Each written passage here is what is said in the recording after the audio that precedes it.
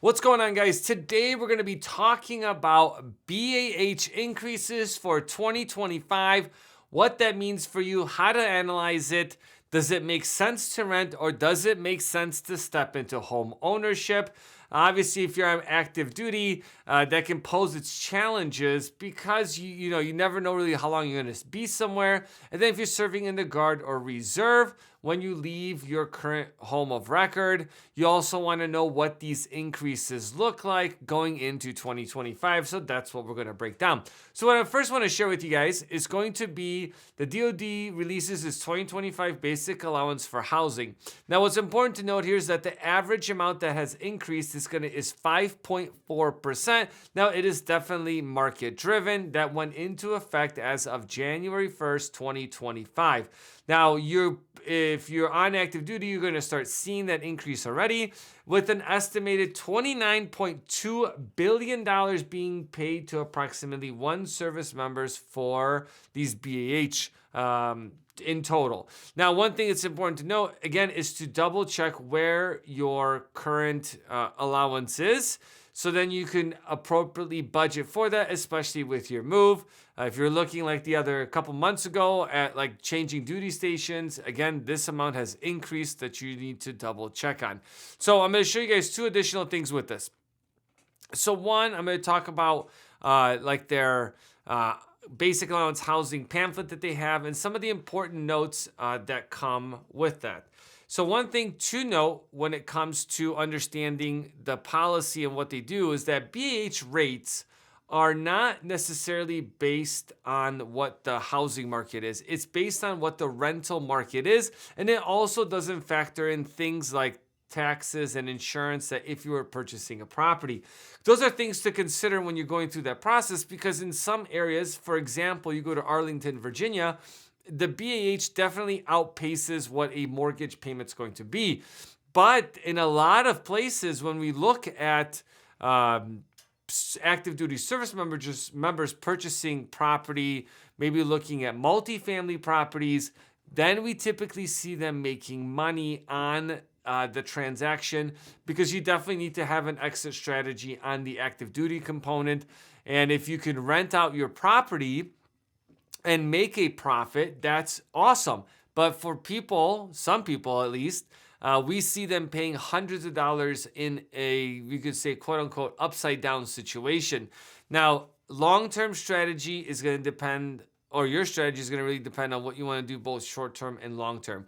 If you're thinking home ownership in the short term, like, hey, I'm going to be moving in the next 2 years, that is really difficult to invest in because you typically will not see a return on that money versus holding it for the long term. Other things to consider if you're a veteran is that you can use the VA loan multiple times. You can have unlimited VA home loans technically, but where you come into a challenge is that you will exhaust your entitlement at some point, and then you'll start having to put down large down payments. Now, I did a video on understanding how multiple VA home loans work, which you can check out on the channel.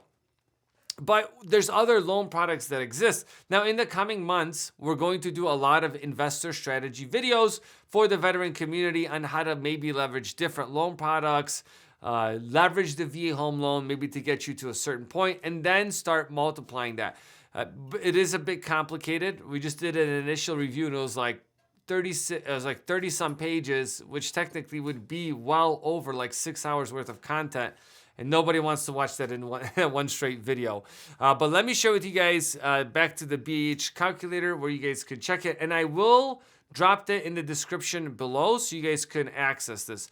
So when you go to the travel.dod.mil's website, right on there, it's going to have a button to look up what your BAH calculator is going to be. So you just click on this lookup piece, and then you're going to be able to put in like your zip code and your pay rate. So you guys have that, right? So for example, if I use, let's see, 22206, that's going to be like the Arlington, Virginia area. And let's say you're E7, it's going to pull up right what your BAH is going to be. Now it's going to list here with dependents and without dependents. So make sure that if you have a new dependent, that you add them to this piece. And it doesn't make a difference if you have 12 dependents or 2 dependents, you're still getting the same pay rate for this piece. So now, again, you can play around with what these numbers look like if you're in O2. But again, you can kind of see where these numbers change. So it definitely is going to be a difference in how much you're getting every month. But again, something like this, when you're looking at it, mortgage payments typically in the Arlington, Virginia area are going to be higher. This is why, in combination, when you look at some of the websites that are out there, look at the estimated payments that exist with it.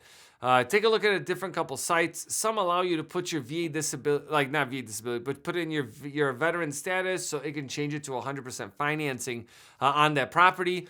And then you can both look at what the payments are based on current rates, and then look at what the monthly housing allowance is going to be. And again, does it make sense? Another strategy that people will use is they will look at hey, I'm going to use Arlington again because it's a good example. A lot of military members live there and they want to live in that area or come back to that area after maybe their time away. And where it makes sense is if you purchase a property because you're going to come back to that in, let's say, 6 years or 10 years from now, what people have realized is that home values typically go up. So if they come back 10 years from now and try to purchase the same property, it could be exponentially more, and then they're paying with that current dollar amount versus buying it today and then renting it out, sometimes at a profit, sometimes breaking even, sometimes taking a small loss. But that loss is then translated to their taxes. Not a CPA, but I do file taxes myself. But talk to an accountant, and they'll kind of go through what are the pros and cons of doing that, which I always recommend doing, especially when you're going into that home ownership journey. A lot of people like doing the taxes on their own, which is great. But a CPA or an accountant is going to give you some additional insight into what you could write off. But be very careful with writing things off, especially with tax season coming up, because you can disqualify yourself from future home ownership if you write too many things off. Obviously, you just want to be able to consult with someone to figure out what that looks like. Happy to help out with that. Down in the description, you can schedule a call with me. So once you reviewed what the BH looks like for the area that you're moving to, plus big PCS season coming up, look at what the housing rates look like, or the actual home values, what the current rates are going to be, and look at what the monthly payments are going to be and compare that, right? Does it make sense that your BH, or should I say, like, you want your BAH to cover the mortgage payment? Do you want it to be underneath that because you want it to cover like electricity, gas, anything else that you have, plus commuting? Or are you comfortable with going over that amount because you might be sitting with 2 active duty individuals that both receive BH, right? So those are a lot of different discussions to have, and you guys have to really determine that for yourself. But the first step is to take a look at the tools that are available to you. Second step is schedule a call with me so then we can go through it, make sure, like, yes, this is something you can do. And then the third part's going to be start looking. And for some people, they will start looking at buying and they'll realize, like, hey, this isn't for me. I want to rent.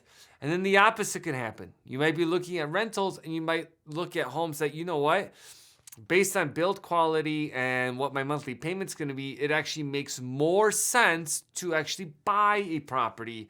So again, all the things they need to consider throughout that home buying journey. So hopefully you guys found some good information in the video. Make sure you guys hit the like and subscribe button, and I'll catch you soon.